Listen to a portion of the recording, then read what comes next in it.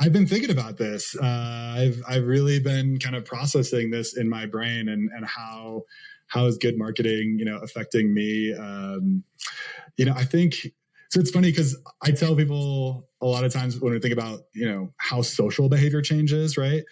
So the reason that like teenagers are doing what they're doing is because there's peer pressure, right? They're all around a whole bunch of other dumb 16-year-olds who are like, yeah, you should, do this dumb thing. And they're like, yeah, that sounds great. Yeah.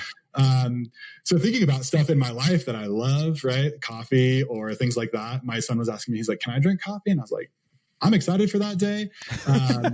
Not quite there yet, 6-year-old, but I'm excited for that day. But I was just thinking about my own process of like coming to start to like coffee and, kind of being exposed and like, this is cool. This is something that is attractive, right?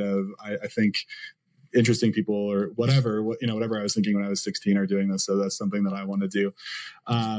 But I keep coming back, and this is super recent, and I think maybe aligns with this what you were talking about.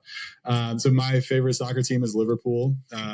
Huge Liverpool fan. Had the privilege to be at the last game at Anfield, which is their stadium. Wow. In Liverpool right before the lockdown happened. So March 8th of 2020, we'd had this trip planned for a long time. Like this happened to be the last game with fans for a long time. I've heard soccer games are just like nuts.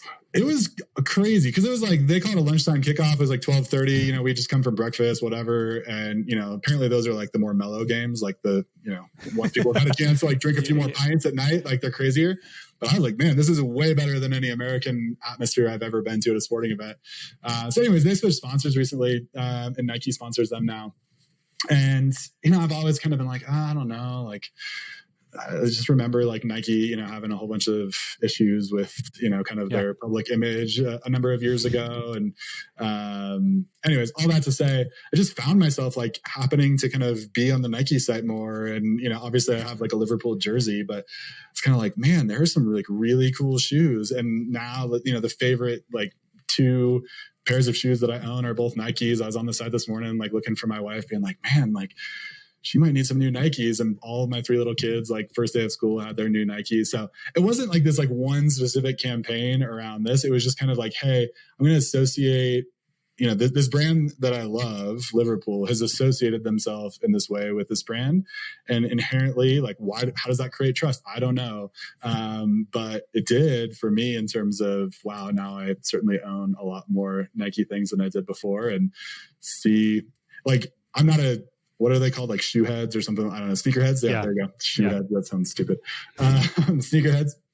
But I've like found myself on like some of those, sites or whatever, where you're like, man, here's this Japanese designer who's also a musician who's like producing this like new collab shoe, in coordination. I'm like, how did I get to here? But I guess I can owe it all thanks to Liverpool, right? Yeah, so I just looked it up. They only paid $37 million a year for that sponsorship, which I know sounds like a boatload of money, but if every Liverpool fan is going out and buying one more pair of Nikes or weren't buying Nikes before, that is absolute. The amount of eyeballs on soccer is insane. So I appreciate my wife doesn't care about Liverpool at all, right? And now she's wearing them too. So that like that knock-on effect of like, hey, in the same way, right? Like you create trust with one person, somebody tells somebody about that. Here's this, here's that, right? And I think that, but ultimately that has to be built on something foundational, right? So if Nike made terrible looking shoes that fell apart in 2 months, I certainly would not be sitting here telling you about it. And in the same way, right? Like if we're not building the foundation of what we're doing on something that is good and trustworthy and making the world a better place in some way, hopefully. Marketing's not going to fix that. Yeah. Marketing doesn't fix that. Right. So,